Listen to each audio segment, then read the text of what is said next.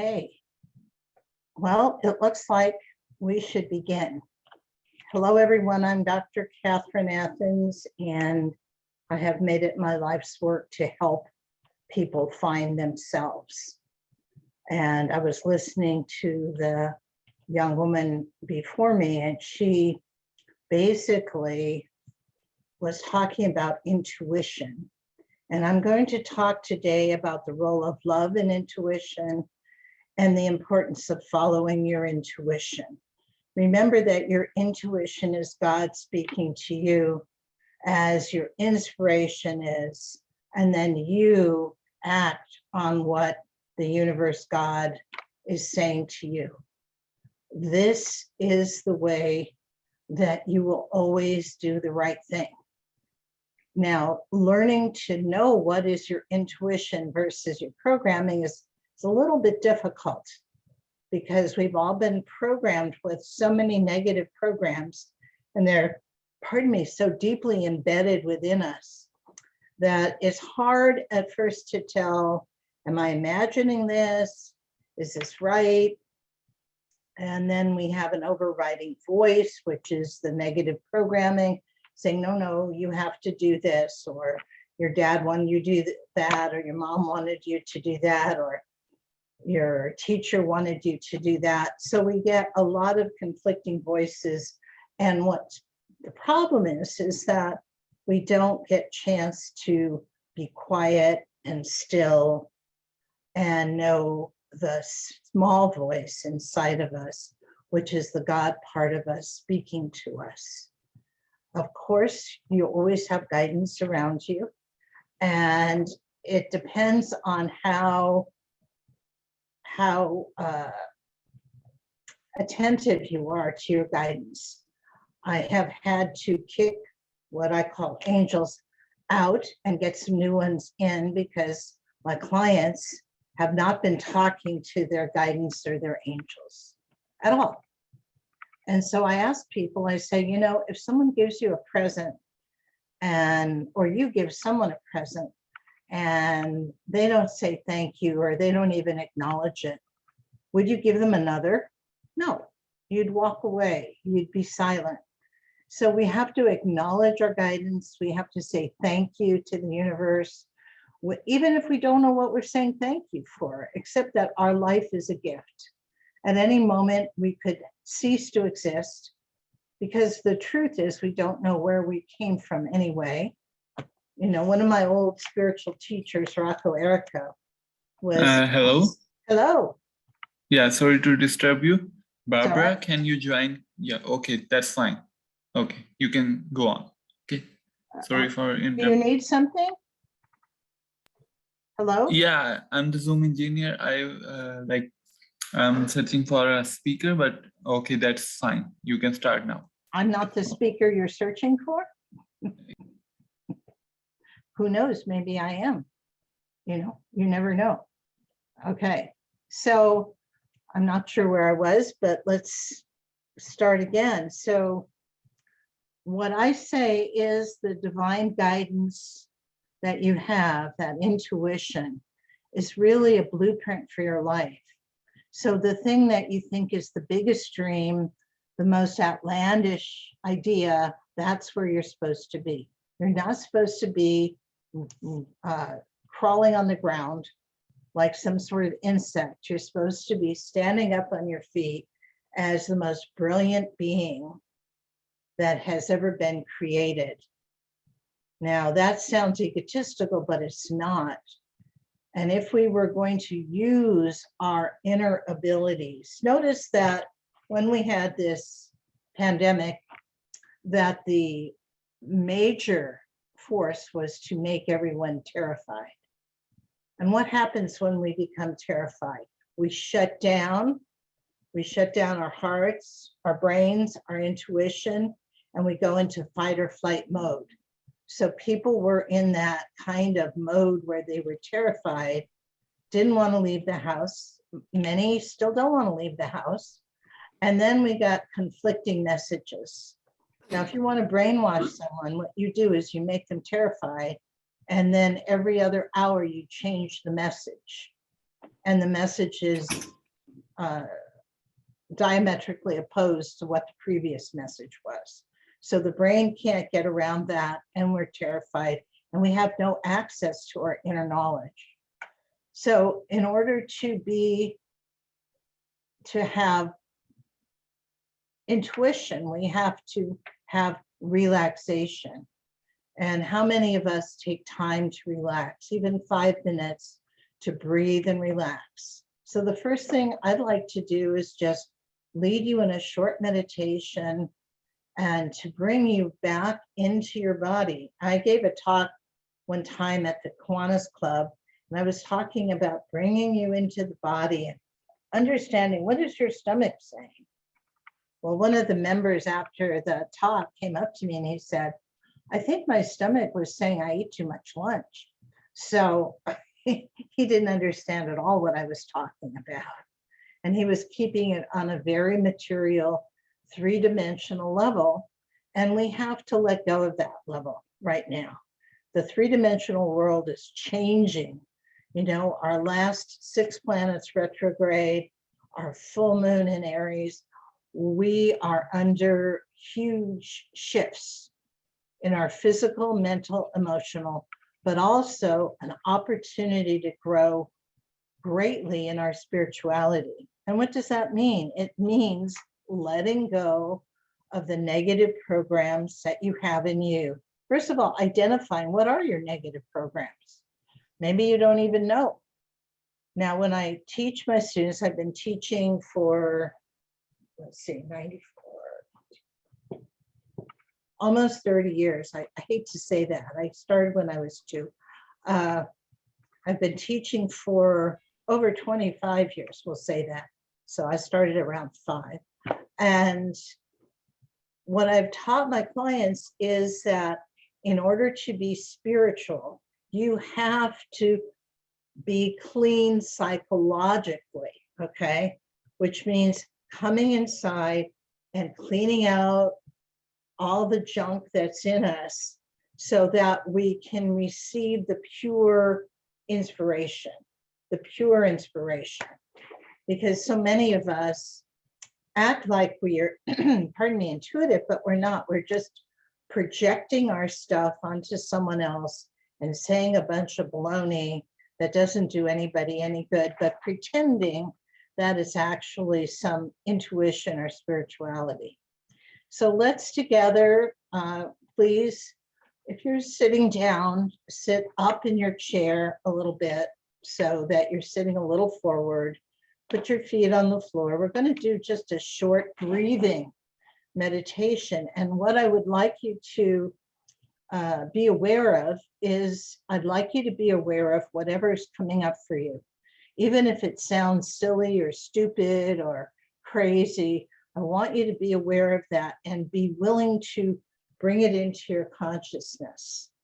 So our idea is to go down and to be aware inside of us of our negative programs. Now, what's a negative program?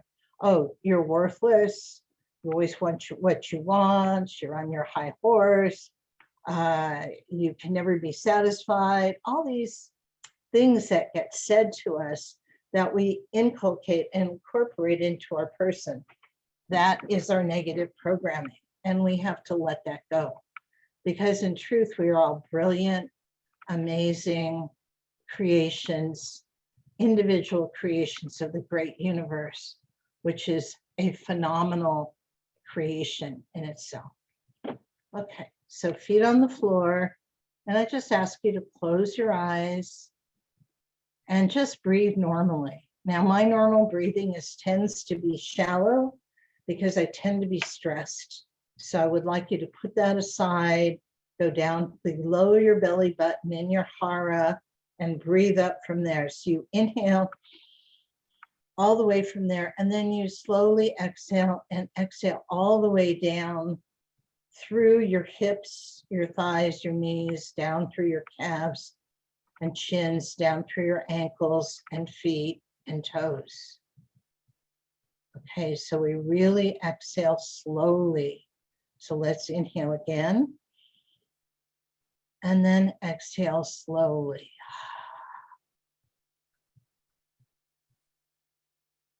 And one more time, inhale.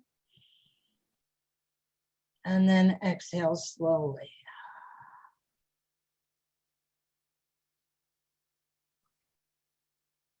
And as you do this, I'd like you to continue the inhale and exhale slowly. Begin to feel what's inside of you. And I'd like you to go to that place that may not feel that good. And I'd like you to send light. Nice white light, yellow light, red light. I'd like you to send light, okay?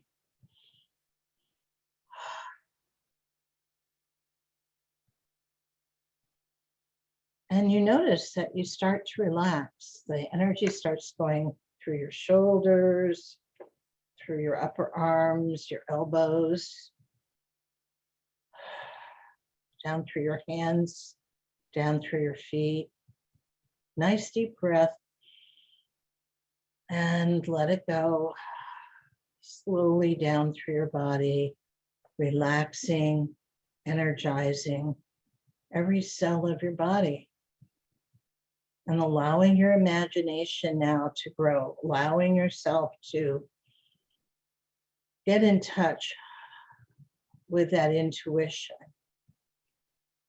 And what I like to say is I like to say spirit, guidance, universe. You can say Mother Earth, Father Sky, that which is alive and creative.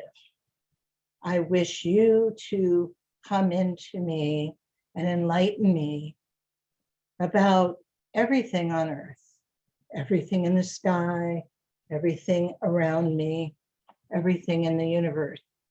I'm willing to know. I'm willing to be enlightened. I'm willing to know. I'm willing to feel. What do you feel now? Think about it. Do you feel love? I'm willing to feel the love of the universe running through my body. Very, very, very important. So it's love that allows our body to stay together. It's love that allows our cells to communicate. I like to say this, so I'll say it. Just imagine if your stomach cells decided, oh, I think today I'm going to lie to my liver cells. And they'd start lying to each other and they don't communicate. What would happen? You'd start falling apart, literally cell by cell. So the integrity of our body, the integrity of our home on earth, or the integrity of the whole universe stands on love. We are made of love, and when we send love, all kinds of wonders happen. We could call them miracles, but all kinds of wonders happen. If you would think about the fact that there's nothing solid, really, that everything is vibrational, sound, vibrational, magnetic, vibrational. There are many layers of vibration. And that's what appears to be solid. But in truth, there is not solid. I know when I first started my chemistry class, they said that imagine the nucleus of an atom being on the 50-yard line, and then the electron is in the end zone. That's how much space there is in your atoms, maybe on a very small level. But remember that if you take the space between my fingers and you start going down, it's infinite. Just like when you take the space outside in the universe, it's infinite. Whatever we have learned about the way space acts in school is wrong, because we think of space as three-dimensional, length, width, depth. We think of a straight line, you know, we think of when the rocket's going out into space, it goes in a straight line, and then we measure how we're going to get to different planets by a straight line. But the universe is not straight, it's curved. It's probably curved and curved and curved onto itself. And so we can move and maneuver differently. But I'd just like you to think about this. What if there are no straight lines? What if a straight line does not exist? Just think about that. What if every line is curved? Maybe several times. What then? The straight line was used as a way to help us visualize. But of course, like all of those examples, we start taking them as if they are true or real, when it is not. Okay, so then we start seeing things in an aberrational way, not in a true way.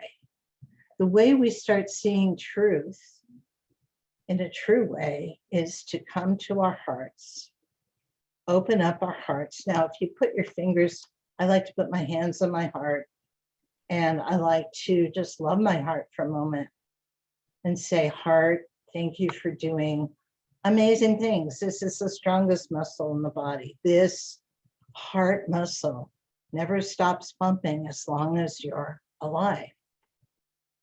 And that's an amazing feat. But inside the heart, of course, we've written the heart brain, which I hope you all have gotten a copy of this book. I wrote it with my colleague, Marie-France Louval. It took us about 2.5 years. We started doing research and we were going to write a very scientific book. And then we realized neither of us is a scientist in that way. Then we were going to write a very simple book and realized that's not good either. So we came to a way of writing simple words with very interesting and intense concepts. Look at this picture. Isn't that what you're doing to your heart? You're strangling your heart. Oh, I can't feel anything. How many, I live in the Silicon Valley with all the cyborgs. So how many people here, they can't feel anything because they're too busy going to do something, which doesn't really mean anything. And so what happens is they have heart attacks. Women now are having heart attacks just like men, or maybe even more often, because we start copying men and we forgot to be women. We forgot about our intuition. We forgot about our natural tendency to know. Okay, so this is knowingness on a very deep level. What do you know? So I pulled from the talk, I pulled my book, You Just Do It, and you can get these on CatharineAthansPhD.com or AngelsIsland.com. You can order any of these books. And they're good books because I wrote them and I wrote them with truth, and I wanted to write what would be helpful to you. If you're on the quest, the spiritual quest to grow spiritually, these are books for you.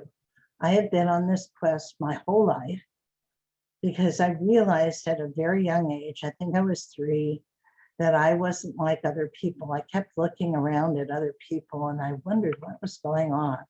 And I knew I wasn't like that. And I also knew that I knew stuff that other people didn't know. I knew that my Uncle Jimmy drank too much and I could see that half his stomach was gone. I knew that my Uncle Jimmy was messing around with women. I didn't know what that meant, but I knew stuff. I knew when cars would have accidents. I knew what was going to happen. I knew the weather. I knew when something good was going to happen too, because I do not like to be a psychic who only sees disaster. So finally, when I got into my spiritual journey, when someone told me, honey, you're just really psychic, I started reading and reading and reading and reading, going to classes, groups, just trying to understand what that meant. And it's true that everyone has so many more abilities than we use. Okay. In my book, Breathe, we talk about the crystals inside of the human. And of course, within the crystals lies all the knowledge of the universe. if you go into the ocean and those sea crystals, one of the reasons, besides being in the great salt water with iodine, we love being in the ocean is it stimulates the opening of our own crystals inside of us, our own knowingness, which is fascinating. So the truth is we have the potential to be very, very, very knowing, psychic, sensitive. And most of us just don't use it for one reason or another. We get caught up in the material delusion that we're material beings, or we get caught up in our lower emotions of jealousy and hatred and so forth. And we begin to accept what I like to call the pie theory of economics. When we were in the 5th grade, could have been the 4th grade, they drew a big circle. Did your teacher draw a big circle on the board for math time and then cut it up into pieces and shade pieces to teach you about fractions? Well, people actually think that if you get a third of the pie, then that's a third of the pie that I don't get. And so it's led us to believe falsely that we are in competition with each other, when indeed, thank you, with our nuclear science, physicists, I love, I can't think of his name right now, but he comes to these sessions, who has solved the field theories of Einstein. We all have a pipeline, if you will, to the universe, and the universe is infinite. Now, when I first read that in Eric Butterworth's book, I was shocked. I kept going around and saying, oh my gosh, the universe is infinite. Universe is infinite. And it's right here, right now, going on inside me and outside me. Right now, all of the universe is right here. Now, that's very hard to visualize and very hard to understand, very hard to believe if you were trained in science. And I was trained as a scientist. I love science. So I approach my metaphysics scientifically, or my science metaphysically, and it's very, very interesting. So just think, if you believed and you acted as if there was infinite love for you, infinite wisdom, infinite prosperity, infinite friendship, how you would be different. Just this one axiom that we've accepted has been so destructive to the human psyche. The axiom of what I call scarcity economics, pie theory economics. There's only so much of the pie, and boy, I got to get mine first, and I'm going to trouble you in order to do it.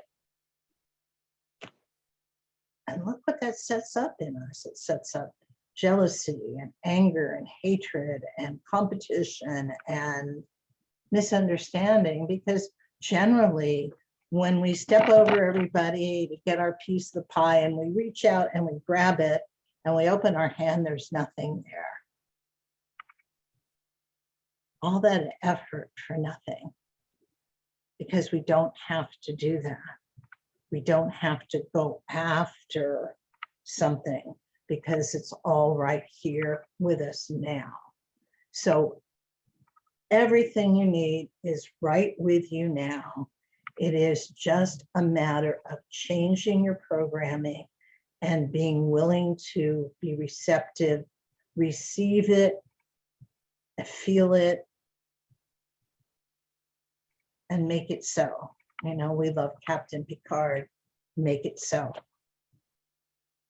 What a difference it would have made through the 50s, 60s, 70s, and now with all the fighting going on in Washington. No, that's too much. No, no, no, no, no, no. If we had this understanding of infinity, if we had this understanding of infinite wealth, infinite prosperity, infinite love, how would we be behaving? Think about that. I mean, that's pretty interesting to me. So having to start taking out these programs, and I tell people, give it to God, give it to the universe, say, I give away all that is false, and I go free with truth. Because truth is love, and love is truth, and truth is kind and loving. Lies are harmful and deadly and death-producing. Truth is producing life. And it produces more because you feel it, you're in it. Eric Butterworth says, act as if you're in the sea of infinite prosperity. Feel it around you, sensorially, feel that. What does that feel like? When you can do that, you can first relax, you can start feeling, you can say, I'm willing to let go of my diagram of the universe, whatever that is, because, you know, science changes all the time. My daughter didn't want to go into science because she said, Mom, they kind of lie. I like to go into literature because the truths in literature hold forever. Very interesting and astute observation. Why do the scientists lie? They don't lie. It's just that from moment to moment, they discover new ways of seeing the whole picture. So the picture has to change and expand. So our picture now has to change and expand. We're in the age of Aquarius. And I was explaining to one of my clients yesterday, the water bearer is actually water. It's actually spiritual knowledge. It's actually spiritual energy that's pouring down through our Buddhic and our crown chakra down into us directly. It's direct knowledge from the universe. We don't need the Pope. We don't need the Dalai Lama. We don't need the guru anymore. I mean, we need people, guidance to help us along, but we can open to our own understandings. And what does that do? That builds a sense of confidence inside. It builds a sense of, oh, if I want something, I need to be still and quiet and breathe and ask in a positive manner, and then stop and be willing to receive. You know, I have clients who say, oh, I want $10 million, but they hate anybody who has $10 million. How are they supposed to receive? They have so much hatred and jealousy and all kinds of junk that gets in the way. So really, from the time probably we're conceived, maybe even before that, we start getting these programs of lie. And they build one on top of the other, on top of the other, on top of the other. And so, oh, it's hard because we don't know at first. But as we grow to be able to be objective, to look and see, we start realizing, well, in a moment, a lot of this stuff I believe isn't even true, and it's getting in my way. It's getting in my way of being the being I wish to be. Now, originally, we were such great beings, we could speak, because the throat is the chakra of creation, and make it so. But we got so entrenched in our physicality, for God knows what reason, that we became more and more and more dense and physical. And thank God we can't speak and make it so, because most of our relatives would be dead right now, right? You know, we'd say and do things that were very bad.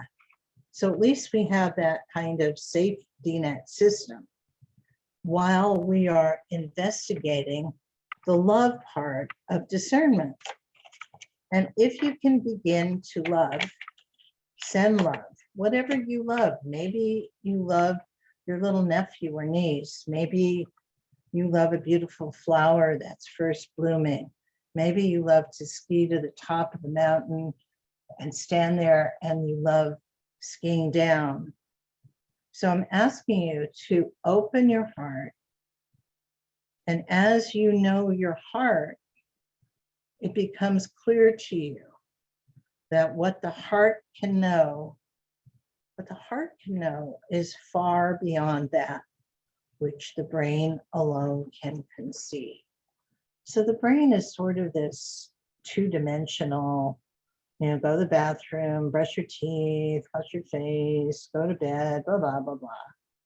But the heart is multidimensional. And in the heart, you begin to know what is universally true. Now, why is this good for you? Because it makes life easier if you go with truth. And if you can allow yourself to receive.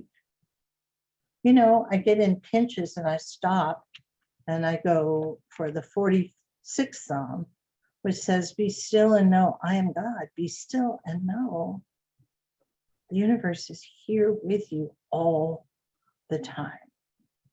You're never alone. You're never without facility to make things different. Be still and know. And then you begin to change. The reality is it's kind of easy to get a Vax card. I'm sorry? Oh, we had some extraneous talk here. So you become aware of universal truth. And in universal truth, it is infinite. It is beyond the length, width, and depth idea. So with infinite, I'm infinite wealth, where I'm reading Eric Butterworth's spiritual prosperity book. There have been probably times in your life or in your past lives. I'll tell you a story. Several years ago, I was doing a counseling session and the name Bruges came through. Usually comes from up on the right. Bruges. And I said to my client, do you know Bruges? What is Bruges? I didn't know.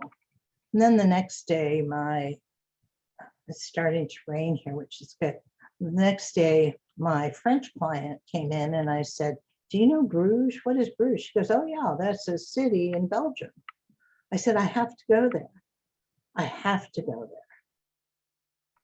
And I wasn't sure why, but as the time came and it turned out I was able to go to France with her, and then we were able to take a train into Bruges. As it turns out, I needed to go there because I had several nun lifetimes there.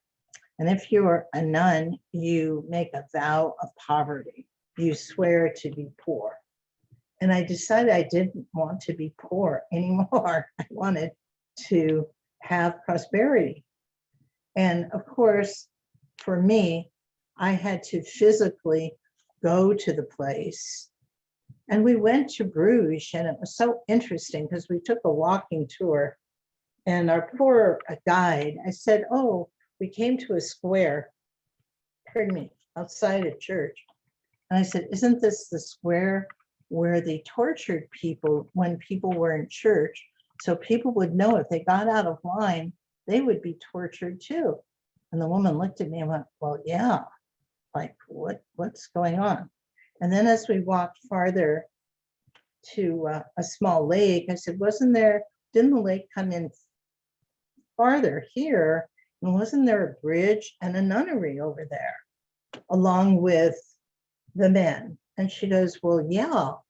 I said, well, I lived over there. And I think I had 3 lifetimes there, plus one in France with the mother who was my mother this time as the mother superior. And Oegabal, was she a mother superior? Anyway. So I went and I said, I have to clean these lifetimes because this poverty program, I would be doing well. And then this poverty program would kick in and destroy all my wealth. It happened again and again and again. So I had to go clear and clear. Now I'm mostly clear, but there's still some residue there. So I invite you, if something is recurring in your life that is negative, it's possible you made a vow to have that in your life in a past lifetime. It's possible that that happens. So I'd ask you, when you're doing your nice meditation, breathing, to go into that, say, was there something that I agreed to that isn't really good for me? Is that something that I can change now? I release and let go. I release and let go. I call all programs where I am harmed or anyone is harmed null and void now. All contracts null and void. Now that is a very powerful thing to say. And then to let it be, to pay attention to what's going on and see that you can make that so, that you can live a better life because you can let go of old vows that were anti-life. And I suggest right now, say, I let go of any and all vows in any and all dimension, ideas, story, time, where it was negative to me or anyone around me. And I am willing to receive, open yourself up. I am willing to receive the love of the universe and the truth of the universe now. Remember to say now. Always say now. Not I will or I could, but I am doing this now. Remember that I am is the command you make of the universe to make it so. Because our universe exists around us to support what we wish to have happen. And the idea of discernment is making conscious that which is unconscious so we can make better choices. And that's really, really important. Okay. What choices are you making? People go, I didn't have a choice. That just happened to me. I don't know if you have people that you know that say, well, you know, that person made me feel horrible, just horrible. Say, well, what a moment. That person is who they are. And you chose to be around that person knowing they were going to make you horrible, feel horrible. Perhaps you could not be around them anymore. Perhaps you could say, I choose to be happy no matter what. Okay. So I'm supposed to talk tomorrow as well. And I'll go into a little bit at a little more depth about discernment and love. Here I open to Oscar Wilde, who was a very misunderstood person. I love Oscar Wilde. He said, you don't love someone for their looks or their clothes or their fancy car, but because they sing a song only you can hear. It's quite something. So they sing a song only you can hear. So the idea is that we want this love to go into the 50 trillion cells that are in our body. We want this love to go into every cell. And then we want every cell to expand, have a different understanding, and be more alive. So the idea of spiritual growth is not, oh, the old Catholic idea, I'm going to take the cat of nine tails and whip myself because I have strange thoughts. It's about allowing yourself to be happy, to feel loved, to be calm, allowing that to happen. It's a hard job. It takes paying attention. It takes the four-letter word that we in the United States have forgotten. It's the dirty word of W-O-R-K. It takes work, but your work will be rewarded, I guarantee you. And you will be free, free from misunderstanding, free from ignorance, free from being dependent where you will be independent because you will get your information from all around you in the universe. So we'll talk a little bit more about that tomorrow. I'm going to be speaking at 5:30. I guess this is 45 minutes, so I'm going to be polite.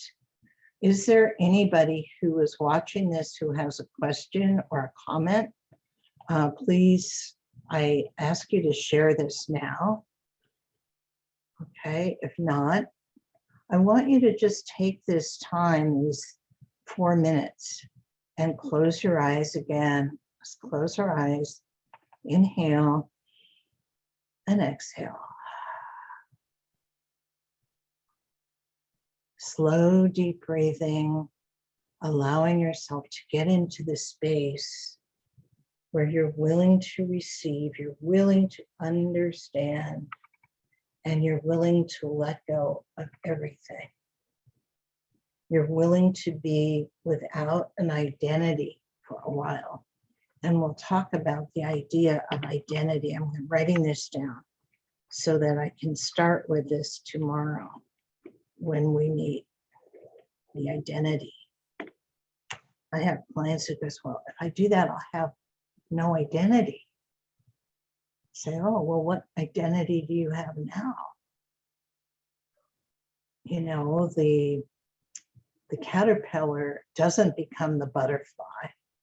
The caterpillar becomes liquid mush without an identity. And from the liquid mush comes the butterfly. The universe shapes it and brings it up. And there's this beauty that comes out of what may appear to be just a bunch of nothing. So when you rid yourself, that's when the universe can work with you and create you, the beautiful butterfly.